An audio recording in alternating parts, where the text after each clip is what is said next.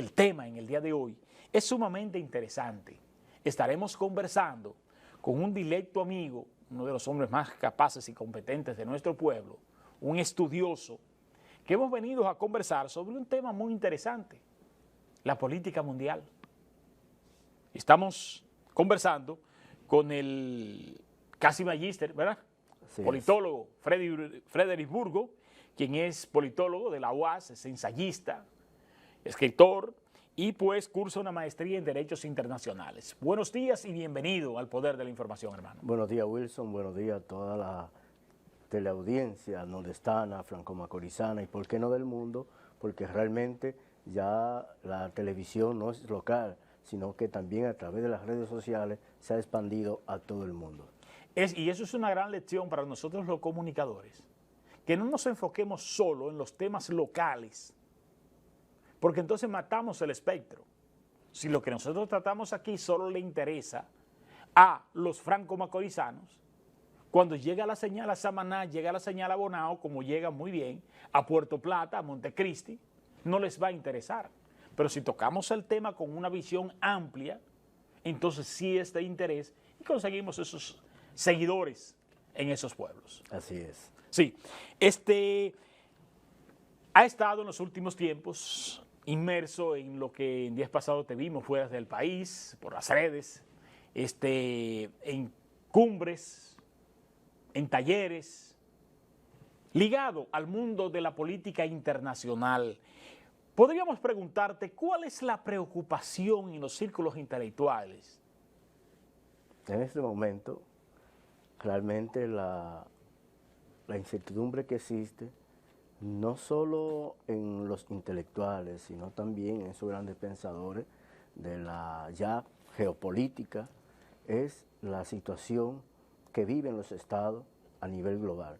Antes se hablaba de un mundo unipolar, ahora se habla de un mundo multipolar o multilateral, donde ya los estados pueden ejercer plena soberanía, aunque un poco entre comillas, porque hay coerciones muchas veces cuando no se existe el pensamiento mutuo en una nación y otra. Más sin embargo, realmente vivimos, como dije anteriormente, ya en un mundo multipolar donde se puede avanzar y crear expectativas que desarrollen los estados a través de los acuerdos que puedan generar dichos estados con otras nacionalidades o países, con acuerdos o tratados para el beneficio no solo del Estado, sino de sus comunidades en el país. Tenemos un mundo multipolar, pero está dirigido por líderes bipolares. Claro, claro. Y uno de los graves problemas y la preocupación es la hegemonía de quién la va a tener. Si China, Rusia, Estados Unidos o la Unión Europea. Y eso realmente preocupa porque en un mundo tan convulso y como estamos viendo, las situaciones de conflicto en Medio Oriente, los conflictos en Ucrania, el conflicto entre China y Estados Unidos, esto genera realmente entre los intelectuales, entre los pensadores, una inquietud de qué va a pasar en el mundo. Y eso les preocupa a muchos porque realmente donde está un mundo tan volátil, que puede estallar en cualquier momento una tercera guerra mundial, eso es realmente preocupante para todos los pensadores y más a los que están en el área de la geopolítica, la geoeconomía, que pueden vislumbrar lo que puede venir en cualquier momento entre esas naciones que están en disputa por el tema hegemón en este momento. Uno de los problemas que tiene la hegemonía que se está procurando es la falta de sinceridad, porque queremos manejar una cuestión ideológica que no hay tal ideología, una corriente de pensamiento que no hay tal corriente de pensamiento, que por detrás lo que hay es lo económico, el control, sobre todo del petróleo. Así es, Wilson. Entonces, esa falta de sinceridad es como tú querer, de ser similar ahorita, es como tú querer manejar un juego de basquetbol con las técnicas del béisbol. No va a ser posible. No van a cuadrar. No van a cuadrar. Entonces, si este es un mundo de intereses, un mundo de mercados, que este mundo dejó de ser un mundo ideológico Eso es un mundo de mercados. A ese mercado hay que agregarle el componente social, que no puede quedar a un lado. Pero en este mundo de mercado vamos a hacer planteamientos mercadológicos y vamos a llegar a acuerdos de intereses. ¿A ti te interesa mi crudo? Vamos a negociar el crudo en buena lid, preservando lo que podríamos decir la parte social del rubro, porque no es lo mismo tú mercadear agua que tú mercadear arroz. Pero tampoco es lo mismo tú mercadear petróleo que tú mercadear oro. No. El petróleo tiene un alto componente social que no lo tiene el oro, que lo que básicamente su aplicación es para el lujo y la ostentosidad, no es para la necesidad. Pero el petróleo es para la necesidad. Entonces, cuando tú vas a tocar una parte tan sensible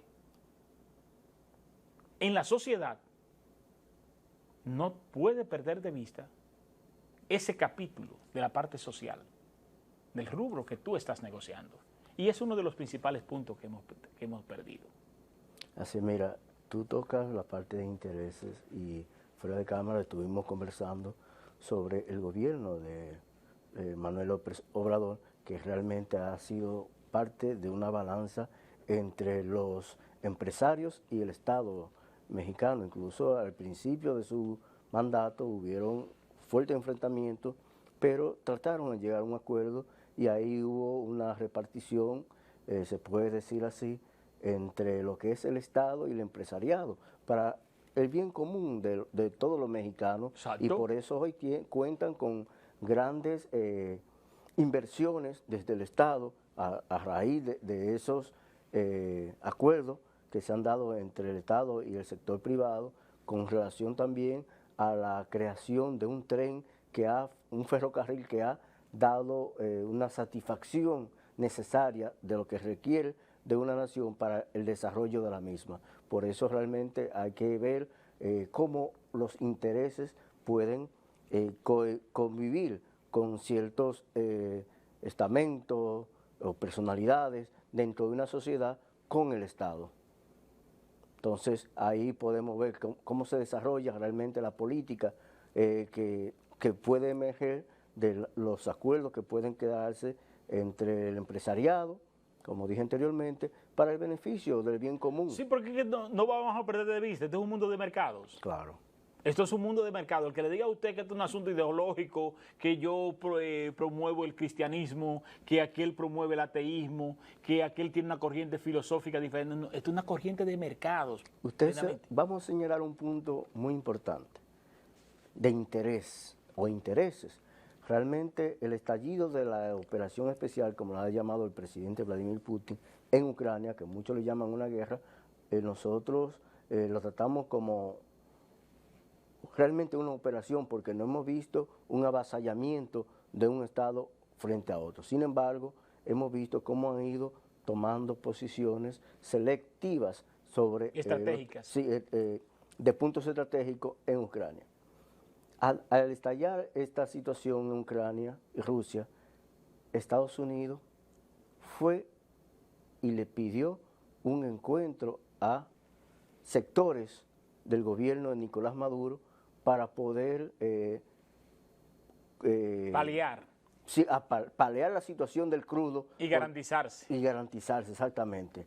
Y realmente hemos visto el interés de Estados Unidos con esa parte. Entonces, si Estados Unidos no podía traer el crudo de una manera rápida, de donde lo traía, entonces tenía que utilizar su reserva, lo que ellos no quieren tocar. Eso es intocable para ellos. Exactamente. Por eso vienen y negocian nuevamente con el presidente Nicolás Maduro para extraer el petróleo venezolano. Antes de entrar de esa parte, que vamos a profundizar, porque tenemos un invitado internacional que estamos haciendo conexión con el licenciado Juan Contreras, venezolano, un politólogo venezolano muy importante.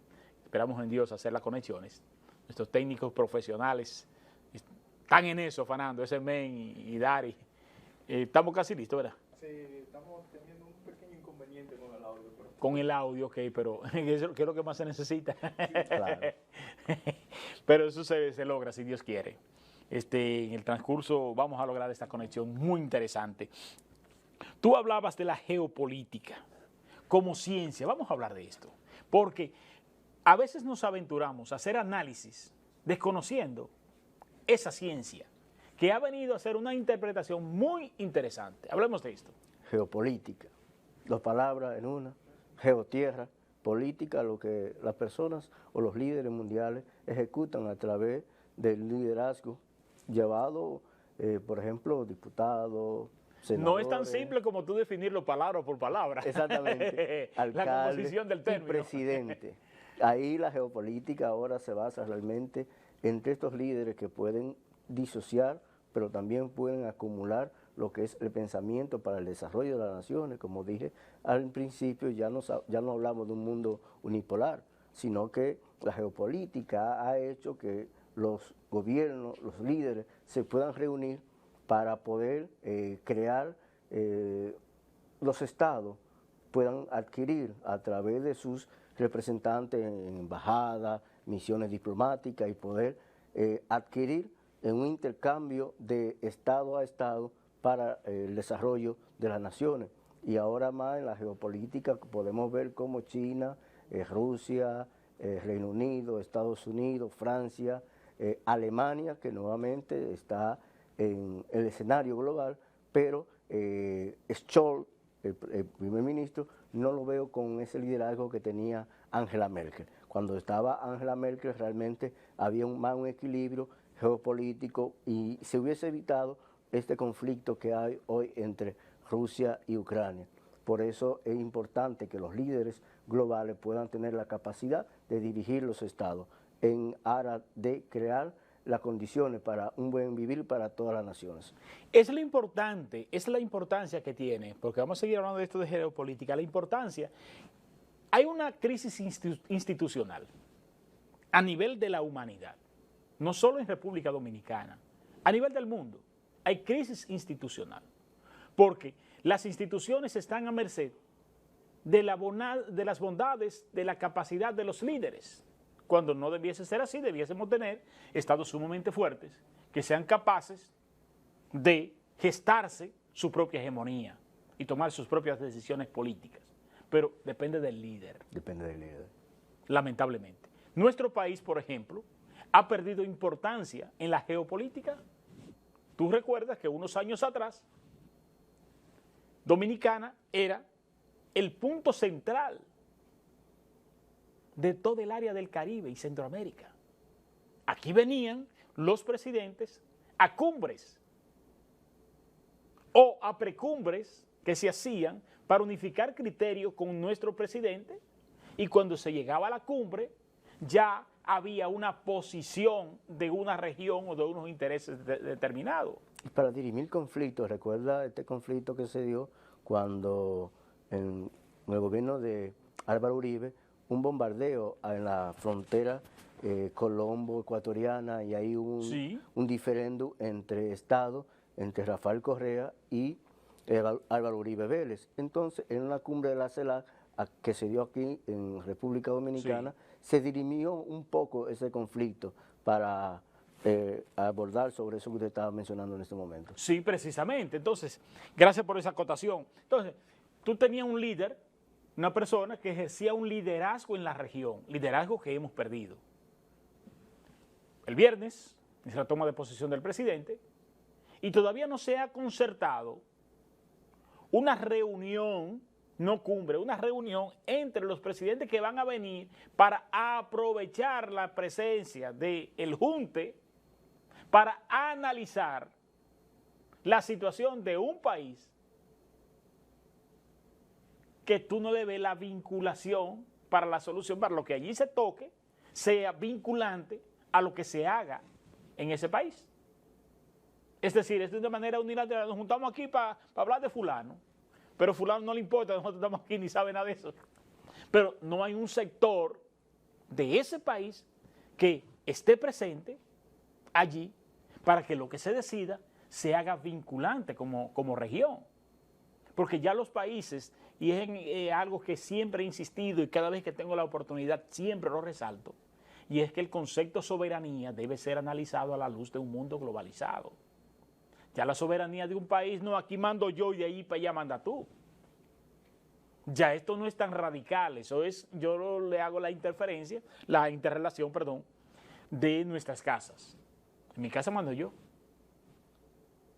pero yo no puedo poner una música que esta noche al vecino. No. Ya eso crea un conflicto. Y me aplican la ley. Sí. En mi misma casa. Pero yo no puedo tener ahí, por ejemplo, un animal peligroso, un animal de selva en mi casa. No. ¿Por qué? Porque atenta contra los vecinos. Entonces, así mismo son los países. Ya tú no puedes ver el concepto de soberanía como que aquí mando yo y que aquí solamente somos los dominicanos. No, espérate.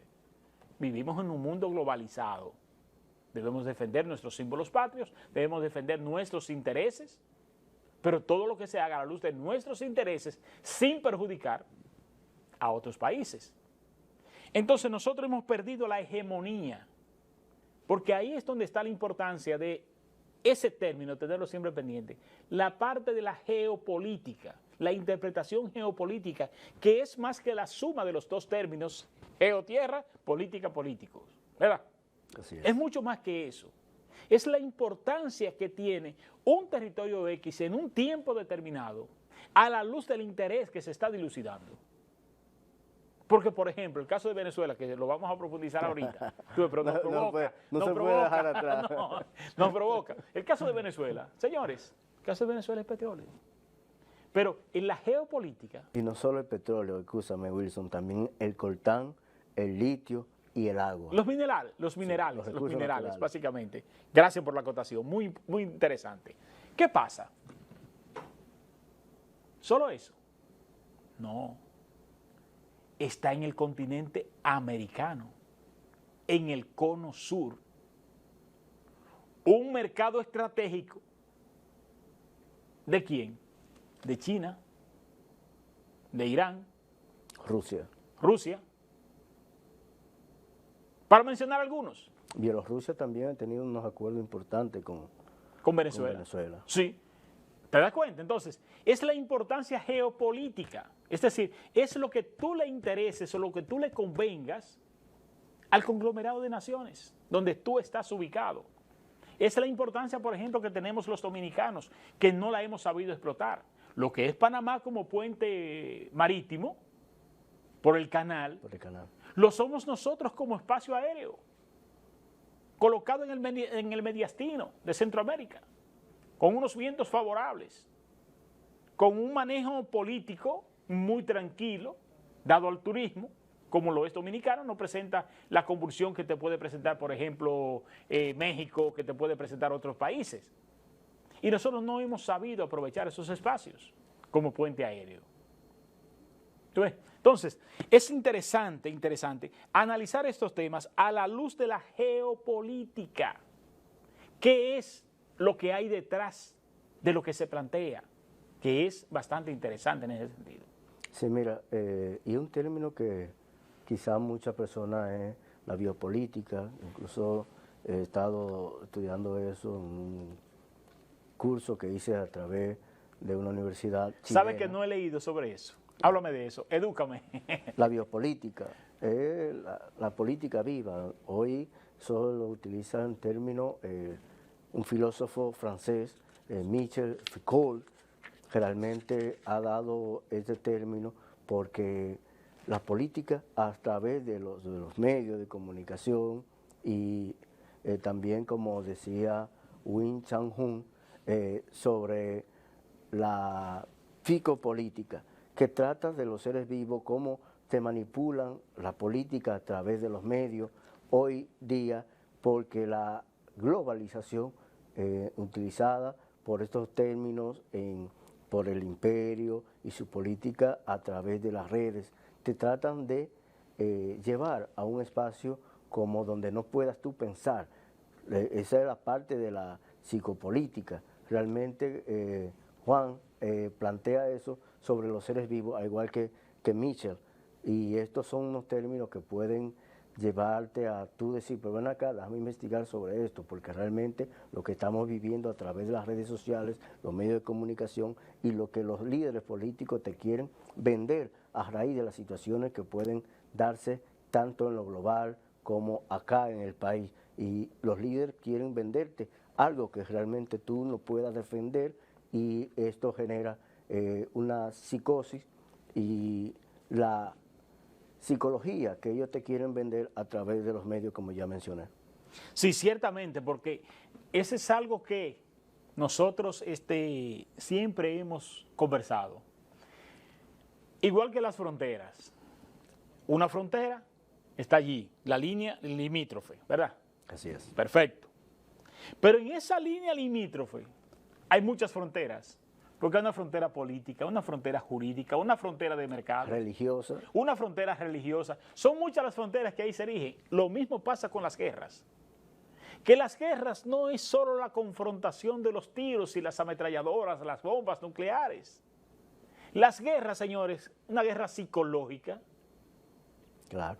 Que- Y van a escala, porque que- por ejemplo te hacen una campaña, por ejemplo, Wilson, tal y tal cosa, te quieren denigrar y crear un perfil tuyo para poder ganarse. Hacerte vulnerable. Sí, y ganarte adeptos a través de los medios y poder entonces desbaratarte, como dicen en el término popular, Sí. y poder ingerir, Y someterte a su voluntad, que es lo Exactamente. que se procura. violar todos tus derechos.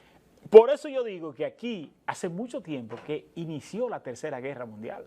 De una manera indirecta. Yo diría de una manera directa, escalonada. Aquí no se ha llegado todavía al conflicto bélico de la confrontación entre las grandes potencias. Pero, Pero- desde Siria hasta Ucrania, Rusia, está involucrada. Está involucrada ya, es decir, la parte que tiene que ver con la confrontación, ¿verdad? Con la confrontación bélica, ya los tiros, como nosotros les decimos, la muerte, las masacres, los bombardeos, el uso de la bomba nuclear, maestro Kiko, mi respeto, el uso de la bomba nuclear, tú ves, no se ha llegado, por ejemplo, a ese punto. Pero hace tiempo que aquí venimos con una guerra psicológica, Sí. que es una guerra igual que la de la confrontación. ¿Qué es lo que busca? Es posicionarse. La guerra de los mercados, el control de los mercados, ¿es parte de la guerra? ¿De una guerra? Sí. Y aquí todo el mundo sabe quiénes son los que tienen el control de los mercados. Y no piensan ponerse de acuerdo. Entonces, cuando tú tienes ese ánimo caldeado como el que nosotros tenemos, aquí desde el principio de 2000 se comenzó la Segunda Guerra Mundial. Sí. No hemos llegado a la parte, reitero, de la confrontación ya Directa. de los tiros, de la bomba nuclear, pero hacia allá nos encaminamos. ¿Por qué? Porque lo que te decía ahorita, un mundo multipolar manejado por bipolares. Porque ¿qué tú puedes esperar, por ejemplo, de un Putin en un momento determinado? Pero Trump está allí, ¿verdad? Sí. Piensa que podría ser presidente. Imagínate tú esos dos polos. Con Putin realmente el liderazgo estadounidense en el ámbito internacional con relación a lo que pudo ocurrir o está ocurriendo en Ucrania, creo que no se hubiera dado, porque entre Putin y Donald Trump existe un acercamiento amistoso. Incluso Trump lo ha dicho que llegando a la presidencia este conflicto terminaría de una vez. Sí. Entonces, él tuvo un poquito más de equilibrio. De tacto. Sí, más sin embargo, por ejemplo, con relación a Kim Jong-un, el presidente norcoreano, también Donald Trump fue a la frontera y se reunió con Kim Jong-un. Pero el equilibrio. Porque ¿Qué pasó? por lo mismo, ahí se refleja lo mismo que te dije hace un momentito, que hay una debilidad institucional muy marcada. Los Estados Unidos cambian cuando cambia un presidente, Sí, lo que antes no sucedía. una Tenían continuidad una de Estado. política de continuidad de Estado, de visión y de manejo a la luz de sus intereses. Ahora ya es a la luz de los intereses de quien está dirigiendo. Entonces depende mucho del equilibrio y la visión que tenga ese que está dirigiendo. El caso de Trump es diferente a Biden. ¿Por qué? Sencillo. Trump es un negociante, Claro. que en un mundo de mercados es un perfil perfecto para el entendimiento. Lo que no le pasa, por ejemplo, a Biden, que ya la senilidad, sus años y la capacidad y además su manejo personal no es de un negociador de intereses. No, realmente no. ha creado una... Una hostilidad. Sí, y ha puesto en peligro la estabilidad del mundo, realmente, porque esa guerra en Ucrania y la OTAN, los Estados Unidos liderando, ha puesto en marcha lo que podría ser en cualquier momento, porque si las fuerzas de la OTAN se introducen cerca de la frontera ya de Rusia, Rusia dice, bueno, están en mi frontera, están en mi patio, no me puedo dejar acorralar. Y esto podría generar realmente un conflicto a gran escala.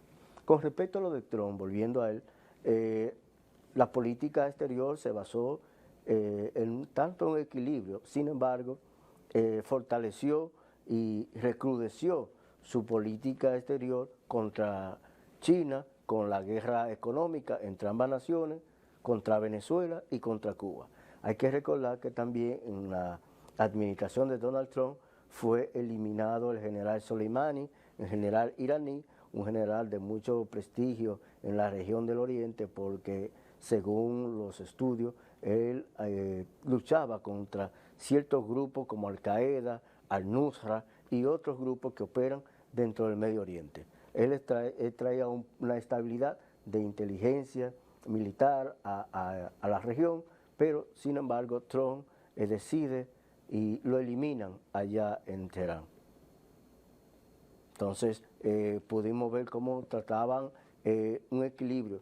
Por allí soltaban, pero por aquí cogían. Entonces realmente había lo que podemos decir un poco de equilibrio. Sin embargo, hoy día vemos cómo la administración de Joe Biden crea cierto conflicto, no tan solo con Ucrania y la OTAN contra Rusia, sino también ya con Yemen, con Siria, con el Líbano, Hezbollah, también en Irak y otros países del Medio Oriente que realmente, como te dije ahorita, están muy convulsos. Podemos ver la situación que generó la muerte del líder político de Palestina, de Hamas, Ismael Haniyeh, que fue asesinado en el mismo Teherán, en la casa donde él tenía realmente el visto bueno de como invitado para la toma de posición del nuevo presidente de Irán, y el cual fue en ese momento asesinado por un misil de corto alcance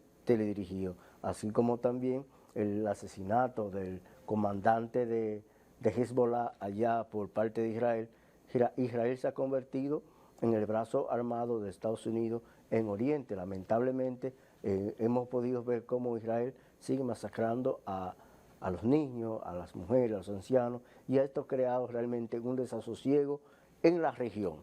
Y esto es muy convulso y peligroso porque desde ahí se puede ver también lo que podría posibilitar a una tercera guerra mundial. Sí, porque se tocan partes muy sensibles. Exactamente. Cuando se llega, por ejemplo, tú dices allí un bombardeo a un área armamentista, por ejemplo.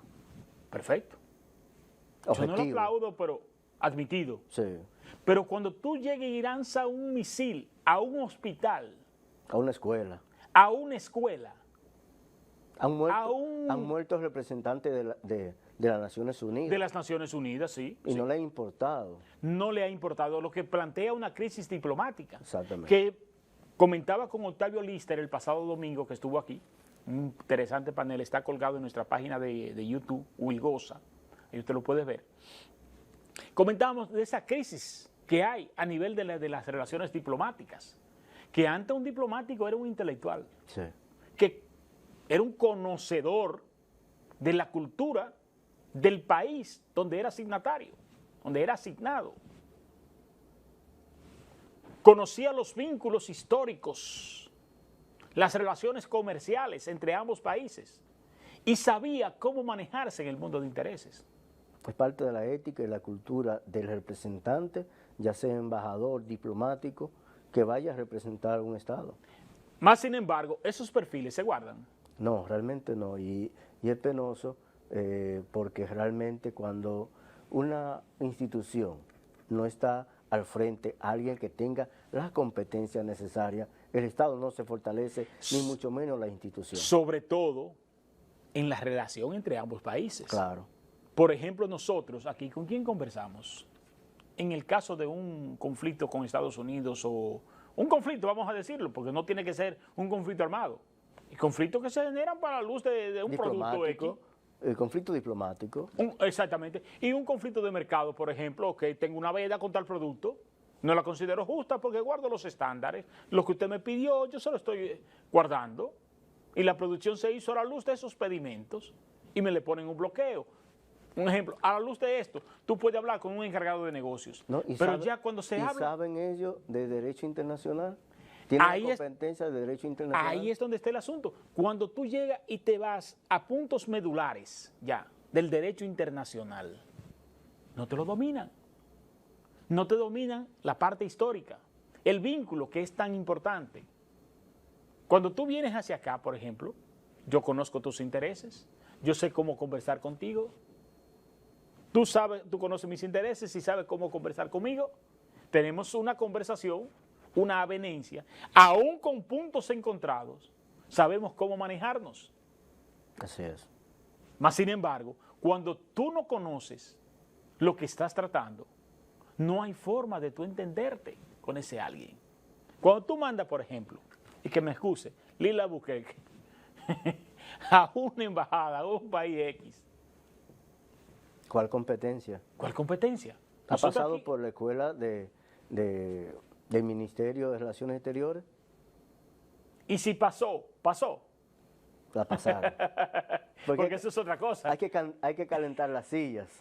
Hay que calentar la silla y amueblarse Y el la cabeza. cerebro. Y llevar una cabeza previa amueblada. Claro. ¿Usted ve? Porque si usted va con la cabeza vacía, no va a tener el sustento lo que se le meta adentro, ¿usted ve? En términos comunes. Tú coges, por ejemplo, en el caso nuestro, San Francisco de Macorís ha tenido 3 embajadores. Lister, Sí. eminencia. Pero cuando tú hablas de Vinicio Tobar Ureña, tú tienes diplomáticos. Pero hay uno que no es de carrera, William de Jesús Salvador, que fue condecorado en Alemania. Es decir, después de haber salido, fue llamado y condecorado en Alemania. Pero ya William lleva una cultura, estudios, conocimientos y un empeñado en buscar avenencias e interrelación. Hizo un papel interesantísimo en la embajada, tanto de Alemania como de las recurrentes, a que estuvo bajo su responsabilidad. Pero son personas ya que van con un nivel de formación, lo que no se está procurando ya a nivel mundial, no solo en República Dominicana, a nivel mundial, las embajadas es la moneda de pago de los acuerdos políticos. Y de tratados. De tratados y sobre todo, de aportaciones. Las embajadas de los Estados Unidos son dependiendo de los aportes que tú hiciste. ¿Sabe cómo le llaman a la escuela del Ministerio Exterior de China, de Relaciones Internacionales? Los lobos. Porque el adoctrinamiento político sobre la política exterior de los estados la desbaratan, se la comen. Y ellos tratan de siempre tratar de visualizar cómo ganar adeptos a pesar de no tener un acuerdo ideológico igual, pero sí para poder llegar a acuerdos de mercado. De mercado. Por eso hoy están en el África. Sin embargo, a Estados Unidos y la Unión Europea, estos países africanos lo están dando con el tacón, sacándolo, porque no le han generado un beneficio a ese continente y a esos países africanos. Eso es para que tú veas lo que te decía desde hace un momentito, de la sinceridad de las luchas, ¿verdad? Vamos a luchar por los mercados. China está luchando por su mercado, mercados económicos, simplistas, compra y venta, donde se instalan, tú ves nuestro caso en los mercados locales. Se han ido insertando poco a poco y han desplazado mercados tradicionales, mercados económicos y financieros, ¿verdad? Sí. Eso es parte de la estrategia de un embajador. de una persona competente, de una persona capaz, que sepa cómo manejar las relaciones entre ambos países. Que fue muy criticada porque las relaciones entre China y República Dominicana en el país se dio en el gobierno de Danilo Medina ya hace 6 años. Sí. Y realmente hemos podido evaluar, ¿ha sido beneficioso estar con China o no ha perjudicado? ¿Era mejor con Taiwán o no era mejor con Taiwán? Entonces, estas son de las partes diplomáticas que se deben valorar entre los acuerdos que se dan entre naciones y realmente las competencias que se tienen que ver, porque llegar a acuerdos con un país como China, que su economía es emergente y se perfila como ya la economía número 1 del mundo, a pesar de que todavía no es la potencia número 1, pero sin embargo ya se habla de que es el país más rico. Entonces, poder nosotros como país tener acuerdos financieros, diplomáticos con China, vamos ganando. Yo creo que esos acuerdos de tener ese acercamiento con China no ha favorecido. Incluso en el mismo COVID-19, la vacuna china fue las que nos auxiliaron. Sí. Realmente. Y yo no estuve de acuerdo en principio porque tú sabes que nuestras relaciones con Taiwán eran Sí, unas eran relaciones muy sólidas, históricas, claro. sobre todo con grandes aportes a Sí. nivel de la formación. Por eso dije, hay que ver. Por ejemplo, en la parte médica fueron muchos los aportes que ellos hicieron al Ministerio de Salud. Sí, sí. Y en la parte de la agricultura, tú sabes que hicieron grandes aportes al país dominicano. Ahí están los aportes. Y eso es lo que se trata realmente de las relaciones diplomáticas con los estados, lo que se puede extraer para el beneficio del Estado, pero también del pueblo. Porque si no hay un acuerdo que beneficie al pueblo, ¿para qué solamente beneficiar al Estado? Que eso es uno de los grandes problemas. Que han habido acuerdos, y eso lo vamos a hablar después de la pausa, que han habido acuerdos que han beneficiado a los estados, o no los estados, sino el gobierno de turno, A los pero que representantes no del sea, gobierno. a los representantes del gobierno, pero que no se ha manifestado en la base del pueblo. Lo mismo que pasó aquí con el acuerdo Petrocaribe. Le facilitó el gobierno al gobierno de turno a la perfección. Tenía garantizado allí su crudo, ¿verdad?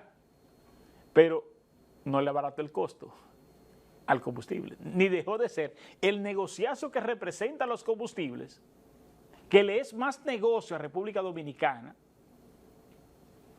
que al país que se lo vende. Por eso yo hice una observación, sabe que Ito Bisonó dijo como que tener las relaciones con Venezuela no importaba. Y yo le digo, bueno, pero un país que tiene la reserva más grande de petróleo con el cual usted puede negociar. Y ese acuerdo de Petrocaribe, a pesar de que nosotros no cumplimos, nos beneficiaba. Sin embargo, esos acuerdos, el pueblo no se vio beneficiado porque extraía un petróleo a más bajo costo y a un tiempo muy elevado para la paga. ¿Y qué teníamos que pagar? Bueno, con habichuelas, granos, como le decimos, y aún así no Una cumplimos. permuta. Exactamente. Preferimos pagar efectivo. Entonces, Ito Bisonó hace ese señalamiento. Sin embargo, nosotros tenemos una deuda de más de 200 millones con Venezuela. Y una deuda histórica también, que ahí, esa es una de las cosas que yo más critico de la humanidad.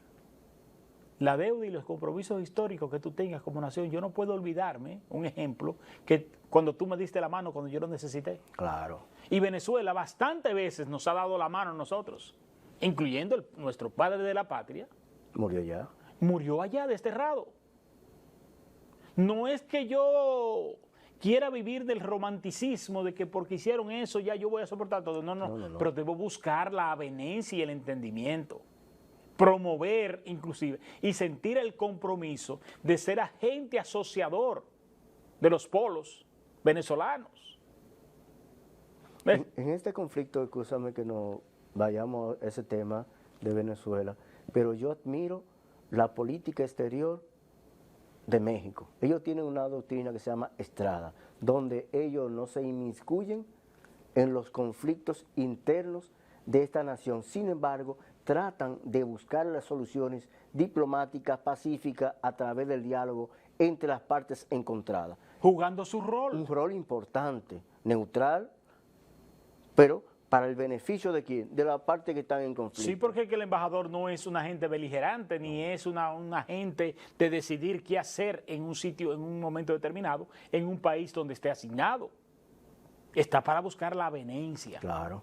Pero con una política de relaciones exteriores que aquí hemos perdido el norte o nunca lo hemos tenido, aunque cuando más nos acercamos fue cuando Eduardo Latorre, Sí, que hizo muy buena gestión, sí. el difunto, que Dios lo tenga en gloria.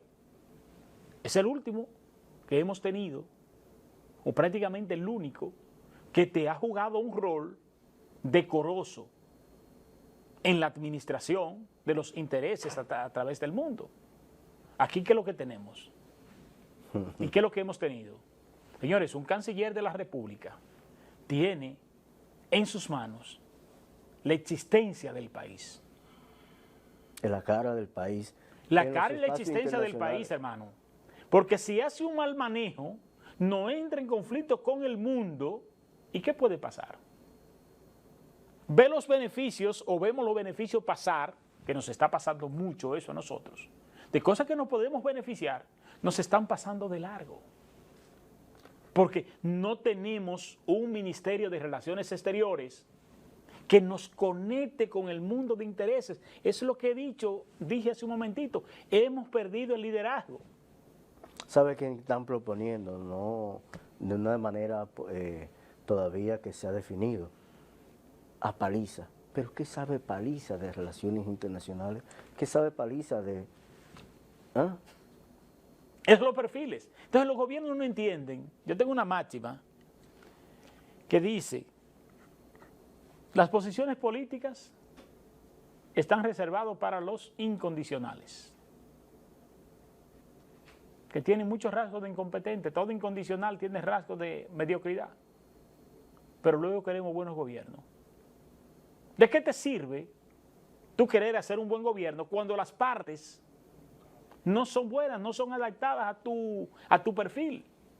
Debe haber una adaptación de perfil. Un secretario de Relaciones Exteriores debe salir, señores, del mismo seno de las universidades, de esas escuelas de diplomacia, esos politólogos. Por ejemplo, tenemos una persona con alta capacidad nacional e internacional, pero realmente no es de un partido y no es de gusto de muchas personas, que es el directo amigo, catedrático y experto en relaciones internacionales, Iván Gatón. Por ejemplo, tú me lo quitaste de la boca, te lo iba a decir antes, pero dejé que tú te dieras el gusto de decirlo. Tú teniendo una persona que domina la geopolítica, que domina la diplomacia, además de ser uno de los mejores profesionales que tenemos, un hombre decente, con un buen perfil, te va a hacer un mejor trabajo que un incondicional. Iván Gatón, que yo nunca le he dado la mano, nunca he tenido el placer de conversar con él, pero siempre le he dado seguimiento a sus ponencias. Iván Gatón es una persona que tú lo pones en relaciones exteriores y te va a hacer mejor trabajo que el mejor de los PRMistas. Claro. Entonces, si tú quieres hacer un buen gobierno y quedar bien, el ideal debe ser Iván Gatón. Pero más sin embargo aquí, todas las decisiones son desde el poder político. Muy lamentable. Muy lamentable. Y por eso hablábamos fuera de cámara, el Estado se fortalece cuando en sus instituciones tienen las personas que tienen la capacidad y la competencia necesaria para, a través de estas, fortalecer el gobierno, el Estado y el país, tanto dentro como fuera. Porque esas son las relaciones internacionales, la diplomática. que no podemos estar a la espalda de ella, porque esto es un mundo interconectado, esto es un mundo globalizado. Y nosotros lo decimos si no reparamos en la importancia que tiene la interconexión en un mundo globalizado. Es que cada interconexión es lo que nos agarra con el mundo, es lo que nos conecta con el mundo. Y estamos perdiendo esto de vista. Y por eso estamos solos en un mundo donde todos debiésemos estar de otra manera. Vamos a pedirte un permisito, cuando regresemos, vamos a hablar de la crisis venezolana, ¿verdad? Sí. Y de lo que representa para la República Dominicana. Ustedes no se muevan, este es el poder de la información. A nuestros amigos del Banco de Reservas de la República Dominicana, Banco de Reservas de la República Dominicana cuenta con una red de bancos y sucursales en toda la geografía nacional, pero también está en tu app. Tú puedes hacer todo cuanto tú quieras a través de las plataformas o ir a nuestras instituciones y te vas a encontrar con la calidad y la candidez de un banco que tiene un plan específico para ti. Banco de Reservas de la República Dominicana. Patrocinadores de lujo, lo que nosotros tenemos. Gracias por el apoyo que nos brindan y gracias por mantenernos durante 17 años en esta señal de cable con más de 750 paneles educativos que lo que procuramos es la construcción de una sociedad del pensamiento, de una sociedad diferente, donde el hombre entienda que la riqueza del debate no está en la confrontación, sino en la multiplicidad de las ideas. Frederick, tenemos ya nuestro invitado internacional que nos dio una pequeña lucha técnica, pero gracias a nuestros controles, el men y Darwin, que yo hago mi reverencia. Son profesionales que saben sobreponerse a las vicisitudes. Ya logramos esta interconexión y vamos a darle la oportunidad de que sea usted quien presente a nuestro invitado internacional. Así le damos la bienvenida en este distinguido y prestigioso espacio, El Poder de la Información, que le dije nuestro amigo y hermano Wilson Gómez, a un amigo internacional, licenciado Juan Contreras, desde la ciudad de Caracas, con el cual vamos a conversar temas importantes, no solo a nivel político, sino también social y económico, porque Juan es una persona que tiene gran capacidad en la cual podemos tener un conversatorio mutuo y completo. Excelente, nos hubiese gustado estar desde la hora cero, como decimos, pero Dios así lo ha querido. Buenos días y bienvenido al Poder de la Información. Muy buenos días, Wilson, y muchísimas gracias por la oportunidad. Te felicito por este excelente programa que permite el debate para que, bueno, la gente maneje los temas que están sobre el tapete político nacional o internacional. Bien, nos gustaría, porque este es un programa, la escuelita, comenzando por mí, tú me entiendes que apenas soy un bachiller en ciencias físicas y matemáticas, que nos ayude a entender el sistema político venezolano, cómo está distribuido el poder político, poder ejecutivo, la justicia, cómo se administra, nos haga un esbozo de cuáles son los criterios de elección para nosotros entender a la política venezolana. Bueno, nosotros tenemos 5 poderes. El poder electoral es uno de ellos. Está regido por el CNE, el Consejo Nacional Electoral, que es el que rige todo lo concerniente a los procesos que se tienen que llevar a cabo. En estos 25 años se han realizado 31 procesos electorales de forma natural, de forma transparente. Hoy se pretende, digamos, hacer una algarabía hacia el mundo contra el CNE, que es el ente rector de las políticas electorales. Con ese mismo CNE que hoy fuimos al proceso electoral, con ese mismo CNE fuimos en el 2015 al proceso electoral para elegir a nuestros diputados en la Cámara. Y la oposición sacó la mayoría de los diputados con ese mismo CNE, con esas mismas máquinas y con esa misma metodología. Hoy, con ese mismo CNE, vamos a un proceso electoral donde nuevamente el proceso bolivariano triunfa. Ellos, la oposición en todo caso, que es una oposición apátrida, una oposición que le pide al imperio norteamericano, al imperio yanqui, le pide invasión. Es decir, cuando ellos ganan, hay que aceptan las reglas del juego, pero cuando ellos pierden, no aceptan las reglas del juego. Hoy yo creo que lo que ellos han hecho es un golpe mediático. ¿Por qué digo que es un golpe mediático? Ellos pretendieron hacer ver ante los ojos del mundo que había un proceso insurreccional en Venezuela. ¿Por qué? Las guarimbas, las formas de ellos protestar en la calle, destrozando la propiedad pública, la propiedad privada y atentando contra la vida de los venezolanos, lo hicieron en el 2017, lo hicieron en el 2014, pero lo hicieron en los sitios, en todos los estados de clase media y de clase media alta. En esta ocasión trataron de llevar la guerra a los sectores populares, donde la gente, por supuesto, no participó. Ellos contrataron a través de las bandas que hay en nuestros barrios, los contrataron para sincronizar una protesta que por supuesto las estaban grabando y la estaban enviando ante el mundo. ¿Para qué? A través de las redes sociales que las han estado utilizando para desestabilizar al proceso bolivariano. Esas imágenes le dirían al mundo que el pueblo venezolano está cansado de la revolución, que está cansado del presidente Nicolás Maduro. Eso lo han utilizado para que el G7, la OEA y otros organismos internacionales, y por supuesto el imperialismo norteamericano con su socio, el Estado sionista de Israel y la Unión Europea, pues traten de descalificar desde afuera al proceso bolivariano. Y por supuesto teniendo un caballito de batalla, que es el desquiciado de Milei desde la Argentina.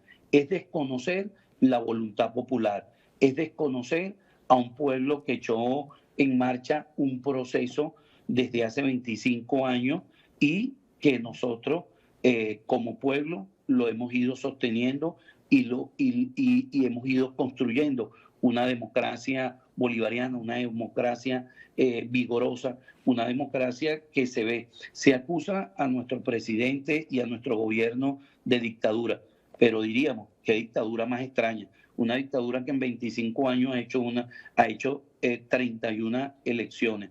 Eso no se vio con Videla y Macera en los 30.000 desaparecidos de la Argentina. Eso no se vio en Pinochet, en Chile con Pinochet, de los más de 5.000 desaparecidos. Ni se vio en la dictadura de Stroessner, ni se vio en la dictadura en el Uruguay, con los 9 rehenes de la dictadura, cuando tenían a los 9 jefes Tupa presos. Entonces, pudiésemos decir que qué extraña esa dictadura en Venezuela, que en 25 años ha hecho 31 procesos transparentes, 31 procesos donde están todos los observadores del mundo. En todos los países del mundo hay elecciones y no están tan vigiladas como son las elecciones en Venezuela. Este año había elecciones en Ucrania y sin embargo no presionaron a Ucrania para ir a un proceso electoral.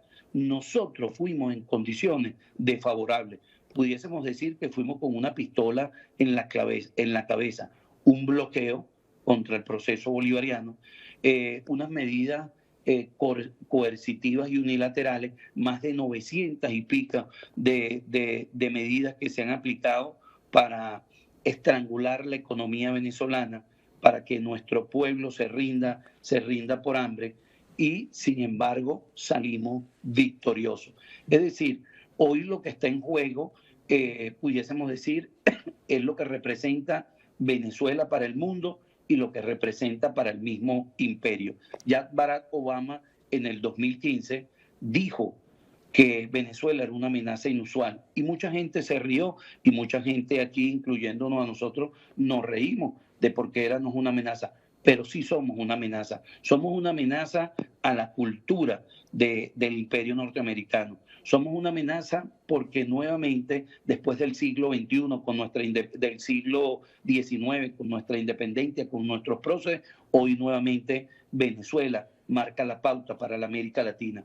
Con la llegada del comandante Hugo Chávez, hubo una década de gobiernos progresistas y en vías al socialismo.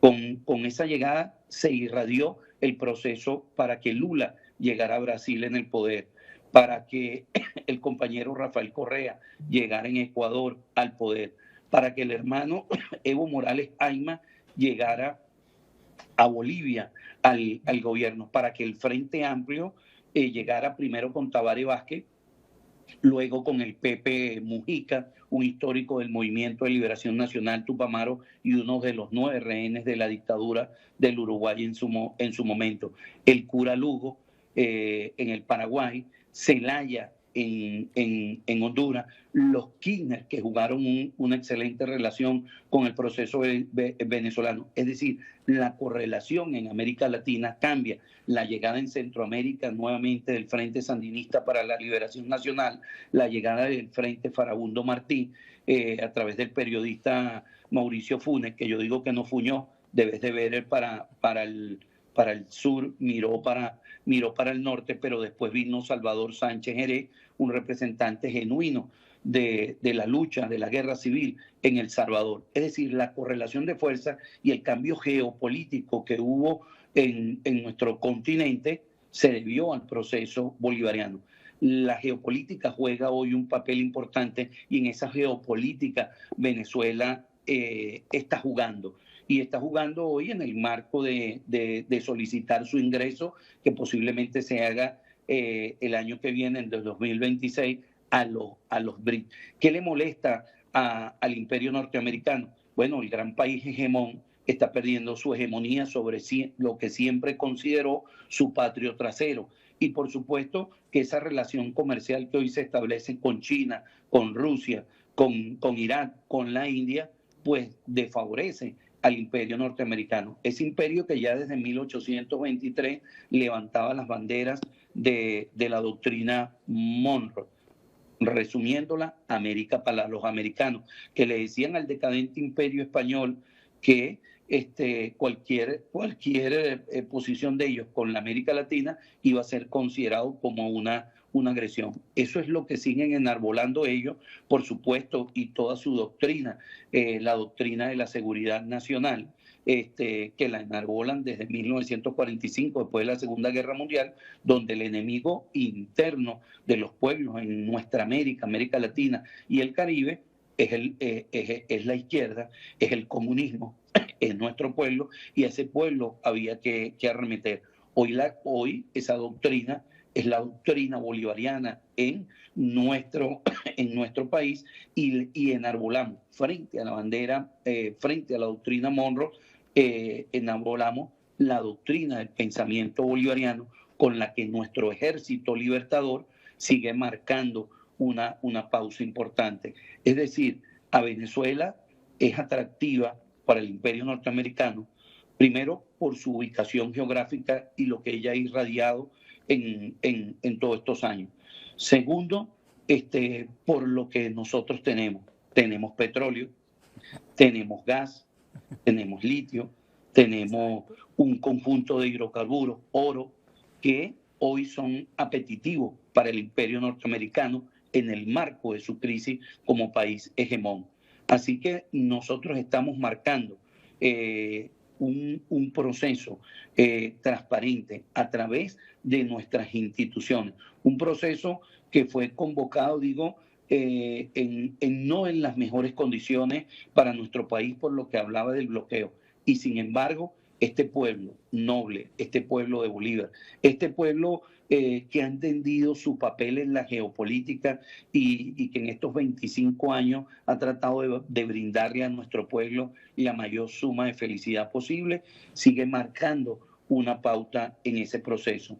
Y eso es un proceso de transformación que dijo desde hace 25 años, echó a andar este proceso y que no lo va a detener. Y que no lo va a detener sencillamente porque el imperio decide allá, la Unión Europea decide en sus países y aquí en Venezuela decide el pueblo venezolano. Es una inmoralidad hablar del sistema venezolano electoral cuando en los Estados Unidos se vota, las elecciones son de segundo grado. Tú votas a un circuito y el circuito termina definiendo cuál es el presidente o el grupo que debería de ganar las elecciones. Aquí son elecciones directas. Tú votas directamente por el candidato de tu preferencia.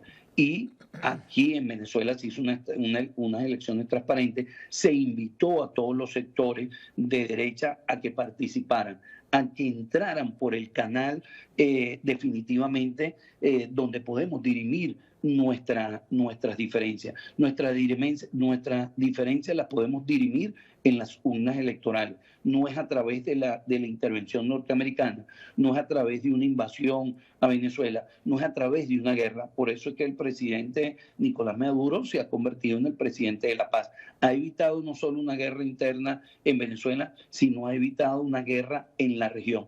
El imperio norteamericano quiere trasladarnos hoy la guerra a nuestro continente. Eso que hacen en el Medio Oriente de apoyar al Estado sionista de Israel con un genocidio nunca antes visto. Después de 76 años de ocupación contra Palestina y más concretamente en la Franja de Gaza, hoy lo que se lleva a cabo es un genocidio. Pero se ataca al Líbano, se ataca a Siria, se ataca a Irán, se ataca a todos estos países y donde se quiere llevar la guerra, donde quieren someter al mundo. Y esa guerra, esa misma guerra que se lleva ya, que también se traslada a Europa entre la guerra de Ucrania y Rusia, quieren trasladarla a nuestro continente. Evidentemente, el presidente Nicolás Maduro inteligentemente ha evitado, primero, que haya una confrontación de guerra civil entre venezolanos y, en segundo término, ha evitado que en nuestra región se imperen esos vientos de guerra que el imperio norteamericano quiere crear en esta parte del continente. Excelente esa exposición. Ahora bien, quiero hacer una pregunta muy objetiva, porque nosotros vivimos varios procesos así. Proceso de 1990, yo estaba chiquito. Ya tú votabas. No. Yo sí votaba, hermano. De 1990, sin que se ponga a estar sacando cuenta. Pasó algo muy similar aquí en República Dominicana, cuando la preferencia indicaba el profesor Bosch, se quedó Balaguer. ¿Verdad? No vamos a entrar en detalles. Pasó lo mismo en el 1994. Era fraudulenta para Joaquín Balaguer, pero sus senadores y sus diputados, eso fue legal. ¿Ve? Lo que indica una poca seriedad, objetividad en las denuncias que muchas veces se hacen. Porque si es un proceso, si es ilegal para uno, también debe ser ilegal para el otro, al menos que una auditoría no refleje el beneficio de lo planteado solo para la presidencia, que puede también darse, porque no estamos jugando tapita, estamos jugando intereses. Ahora, ¿quién elige el Consejo Nacional Electoral? ¿Quién designa sus miembros? Eso es lo que nos interesa, esa partecita. Es designada a través de la Asamblea Nacional, es decir, a través de nuestros diputados en voto directo en la Asamblea. Es quien escoge al CNE. O sea, más democrático imposible. Y lo otro es que, bueno, hay quienes aluden en ese sentido, la oposición, la ultraderecha venezolana, que no se resiste a perder, es una situación contradictoria. Desde que comenzó la campaña electoral, ellos, a través de las redes, que las manejan muy bien, crearon que el ganador de esa contienda electoral iba a ser, y ya era para ellos, el señor Edmundo González Urrutia. Pero eso era en las redes, en las redes sociales. En la realidad, el sentimiento popular, y se veía en la calle y cada día crecía más, estaba en el proceso bolivariano que hoy encarna la figura del presidente Nicolás Maduro. Y en el cierre de campaña vimos una movilización enorme, enorme, que llenó la avenida Bolívar de punta a punta y se desbordó hacia otras avenidas. Y nos hizo recordar a todos aquel 4 de octubre del 2012 al comandante Hugo Chávez, cuando llenó la avenida Bolívar y llenó 5 avenidas más, 7 avenidas más en aquel momento. Eso mismo, casi que igual o parecido, se llenó finalizando esta campaña el jueves 25 de julio. Si tú estás ganando, ¿por qué vas a cantar fraude por adelantado? No tiene sentido. Aquí quienes jugamos dominó, conozco del dominó cubano, pero no sé si en República Dominicana se juega dominó, dice mano segura, no se tranca. Entonces, ¿por qué desde el principio estás llamando a fraude? ¿A qué le tienes miedo? Y en todo caso, la normativa venezolana establece que tú puedes impugnar las elecciones y iríamos a un proceso de impugnación donde se tendría que revisar, hacerle una auditoría a todas las actas, y eso marcaría un precedente para establecer si hubo fraude o no. El presidente metió al Tribunal Supremo de Justicia, pues metió un amparo para que todo eso se lleve a cabo y pidió que el candidato de la oposición se presentara ante el Tribunal Supremo de Justicia con todas las actas, que presentara las actas. Al día de hoy, después del domingo 28 de julio que se ha presentado toda esta algarabía, que fueron 2 días sencillamente de calle, en el sentido de tratar de vender imágenes hacia afuera, que Venezuela andaba en una insurrección, el pueblo que apoyaba al presidente Maduro, por eso digo que era un golpe mediático. Ellos no han cumplido con los requisitos de presentarse ante nuestras instituciones para denunciar entonces el fraude, presentar ellos la prueba y presentar las actas donde los hace a ellos ganadores. Lo que luce ya de antemano muy mal, es decir, los deja muy mal parados a ellos como demócratas, esos que hablan que en Venezuela hay una dictadura. Pero vuelvo y lo repito, una extraña dictadura que en 25 años lleva 31 procesos electorales. Es decir, nuestras instituciones tienen, digamos, los medios para hacer la auditoría, para que se establezca las responsabilidades que llevarán a cabo si en caso que se demostrara lo contrario. Lo que nos dice que no es cierto que van a salir ganadores, porque ellos no han presentado ni una sola prueba. Y cuando yo decía que vamos con una pistola en la cabeza, que fuimos prácticamente obligados a un proceso electoral por lo que representa Venezuela desde el punto de vista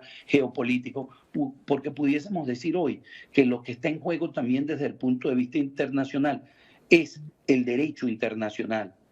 El derecho internacional, el imperio norteamericano lo ha echado a un lado, lo ha pateado. Hace poco, en el Ecuador, se metieron en la embajada de México y sacaron al presidente Jorge Glass, al expresidente Jorge Glass, lo sacaron a rastra, invadieron, siendo parte del territorio. Hoy pasa lo mismo en Palestina, la Franja de Gaza. Hay un genocidio, ahí no hay una guerra. Una guerra es lo que pasa en Ucrania: balas van, balas vienen, bombas van, bombas vienen. Un país ocupado donde ya van más de 50.000 muertos, y lo que se pretende es eliminar a los niños. Los niños, para que no tengan memoria, para que no se incorporen a la resistencia. A las mujeres, que es más de la mitad de los muertos, esos 50.000, para que no den a luz, para que no paren muchachos, porque ellas paren entre 13 y 15 muchachos, porque ellas ya saben que por lo menos 8 o 7 se quedan en ese genocidio que lleva a cabo el Estado sionista de Israel. Y el derecho internacional no los obliga ni dice absolutamente nada, salvo algunas excepciones, el presidente de la República Bolivariana de Venezuela, el presidente Nicolás Maduro Moro, el presidente Gustavo Petro, Luis Arce en Bolivia, que rompió relaciones con el Estado sionista de Israel, y se irrespeta al derecho internacional. Y lo mismo ocurre hoy con Venezuela. Hay una injerencia de parte del Departamento de Estado norteamericano en las amenazas con la Quinta Flota, en los ejercicios de provocación que hoy se llevan a cabo desde Panamá para amenazar a Venezuela. El tema de la Guyana Esequiba, cómo se meten en la Guyana Esequiba a través de sus empresas transnacionales para llevarse la riqueza que le pertenecen al pueblo venezolano, un territorio en disputa y que ellos irrespetan desde ya. Es decir, la geopolítica para ellos y el derecho internacional que le da, basado en esa doctrina del manifiesto, producto de que ellos dicen que Dios le dio la decisión, ellos son los que van a resolver los problemas acá. Entonces, cuando vemos toda esa situación, manejan como títere a la oposición venezolana, a esa oposición fascista, y hay un peligro hoy en el mundo. Esos gobiernos en Europa, todos gobiernos de ultraderecha, hay un renacer del fascismo en el mundo, y lo vemos también acá en Venezuela. Como por ejemplo, yo no sé si ustedes han visto las imágenes de Radio Venceremos en Carora, Estado Lara, donde atacaron con bombas Molotov, incendiaron la Radio Venceremos. Mucha gente pudo salir, pero hubo 2 compañeros que no pudieron salir. A uno lo agarraron y lo lanzaron del 3er piso, se encuentra en estado de gravedad, y otro compañero cayó en el patio de una persona de oposición y fue salvajemente golpeado, y le echaron gasolina para incendiarlo. Entonces, estamos frente a un fenómeno del fascismo, y estamos frente a un fenómeno, como vuelvo y repito, fuimos bajo mucha presión y permitimos que fuese un candidato que está cuestionado en El Salvador.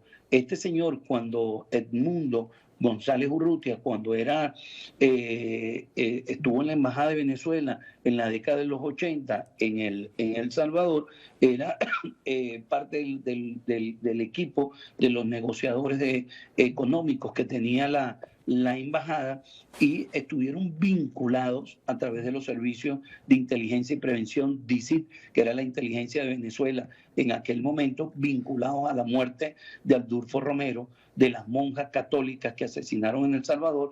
Ese es el fascista que hoy nos quiere imponer el imperio norteamericano como ficha del imperio norteamericano para que marque los próximos 6 años los designios de Venezuela. El pueblo ha dicho basta. El pueblo echó a andar un proceso hermosísimo en estos 25 años, que no decimos, como dice Pablo Milanés, que ya partió a otro plano y tenía una canción que decía: no vivo en una sociedad perfecta. No vivimos en una sociedad perfecta, pero estos 25 años han sido de ataque, de bloqueo, de invasiones por nuestra costa, de tratar de asesinar a nuestro presidente con unos drones, de rendirnos por hambre, y no han podido. Ha sido un acoso feroz estos 25 años que el proceso bolivariano se ha mantenido. Yo creo que ellos han subestimado al presidente Nicolás Maduro. No pudieron con el comandante Chávez, pensaron que el presidente Nicolás Maduro, pues era una presa fácil.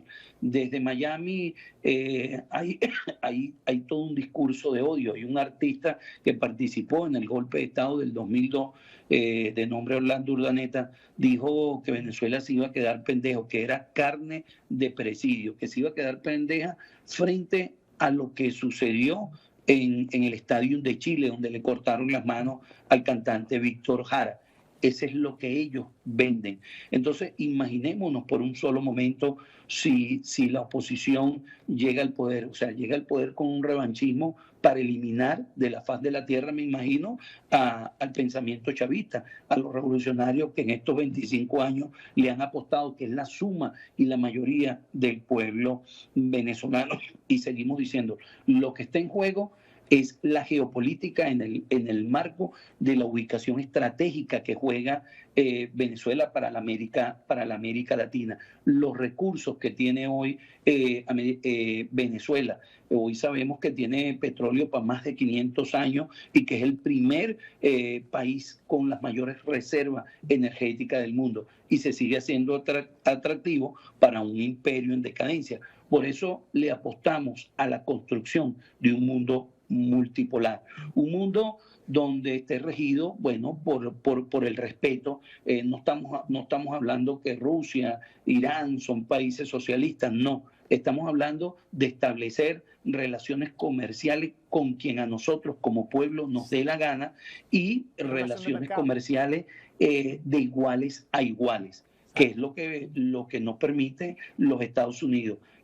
Hoy con el bloqueo evita que nuestro petróleo pueda ser vendido afuera a otros países que estén interesados. Bueno, si a ellos no les interesa nuestro petróleo, nosotros se los vendemos a los BRICS, a Brasil, a Rusia, a China, a la India, a Irán, al que nosotros querramos. Es decir, eso es lo justo. Nosotros somos un país autónomo que tiene una independencia de hace más de 200 años, que tuvimos a Bolívar, lo que no ha tenido Euskal Herria, el País Vasco, que hoy sigue peleando por su autodeterminación como nación, y nosotros estamos marcando una historia en este momento. Y esa historia que hoy estamos marcando, la queremos hacer en paz. La queremos hacer con la mayoría y la voluntad del pueblo venezolano para que, como dijo nuestro libertador, brindarle a nuestro pueblo la mayor suma de felicidad posible, pero también pensando en nuestra América, en América Latina y el Caribe. Ese sueño que tuvo el libertador de integración. Y esa integración, por supuesto, no le interesa al imperio norteamericano y forma parte de esa geopolítica que hoy queremos marcar y llevar a cabo. La unidad y la integración de nuestros pueblos, de nuestra América, América Latina y el Caribe. Excelente. Nos quedan varias preguntas ahí, sobre todo el financiamiento, es decir, lo que tiene que ver con el presupuesto, cómo se maneja, dónde está la independencia económica que tiene el Consejo Electoral. Me gustaría que brevísimamente me hiciera si tiene una independencia presupuestaria para ver el nivel de independencia que puede tener ese Consejo Nacional Electoral. Pero lo que más quiero señalar es, y se nos está casi venciendo el tiempo, Dios mío, escribí algo que dice, el fantasma del relevo mató al líder. ¿Por qué, conociendo ustedes la polarización que provoca la figura de Maduro y teniendo ustedes personas competentes, capaces, como por ejemplo tu caso, y de otros tantos venezolanos, que bien pueden desarrollar liderazgo dentro de las mismas líderes políticas, ¿por qué apostar siempre a Maduro en cada proceso cuando se conoce ya el nivel de polarización que provoca? Mira, en principio te diría, Maduro fue a unas internas dentro del partido PSUV y quedó reelecto, pues fue el candidato del partido y fue el candidato del poder popular, es decir, en cada barrio, en cada campo, en cada fábrica, en cada sitio donde se dio el debate interno del partido y de las organizaciones sociales que apoyan el proceso. El candidato que se eligió fue al presidente Maduro en su segunda reelección. Serían dos procesos que se han llevado a cabo. Ahora, lo otro sería, y no lo digo de mala gana, nosotros como militantes del proceso bolivariano, como militantes de la transformación, podemos votar por quien nosotros querramos. Y no vamos obligados a un proceso. Hubo gente que votó por otros militantes del partido. pero aquí la mayoría dijo que era el presidente Nicolás Maduro. Merecía una segunda oportunidad por todo ese proceso de guerra que se ha hecho contra él, se atentó contra su vida. Y hoy, en el marco de toda esa agresión y de toda esa presión internacional que se viene sobre Venezuela, sencillamente porque nosotros escogimos nuestro propio camino como pueblo, hoy siguen esas agresiones y bueno, nosotros lo elegimos a él. Con respecto a la otra pregunta que me hiciste, cada poder tiene sus propios recursos. Son instituciones, digamos, desde el punto de vista autónomas que deciden ellos. No tiene que ver la intervención del presidente Nicolás Maduro ni nada. Cada institución, digamos, es independiente del poder central y ellos tienen su propio financiamiento para llevar a cabo y preparar el proceso electoral. De hecho, como te decía, es la Asamblea Nacional que escoge al representante del Consejo Nacional Electoral, del Poder Electoral. Muy bien, respondido. Satisfecho de haberte escuchado esa parte.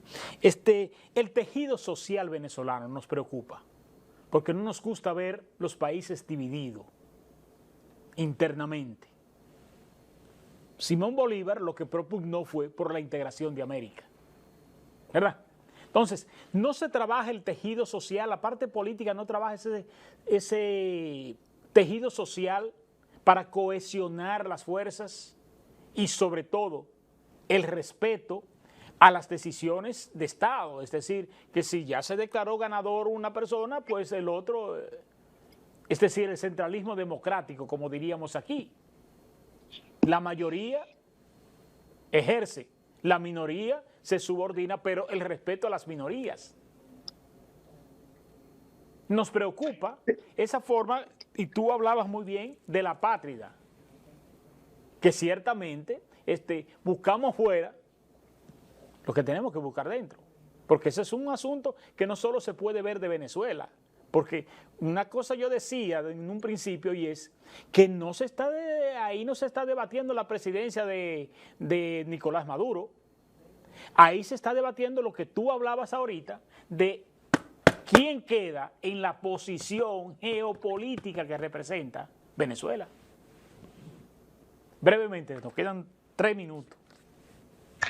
Bueno, brevemente te digo, esa posición fascista lo que trata es de llegar al poder como vivieron siempre al amparo del Estado, un Estado que vendía mucho petróleo, un Estado muy productivo. Ellos quieren llegar para seguir sencillamente beneficiándose de ese petróleo que se vende, de las riquezas que tiene nuestro país. Muchos de ellos se hicieron millonarios y aspiran nuevamente a meterle mano al poder para eso.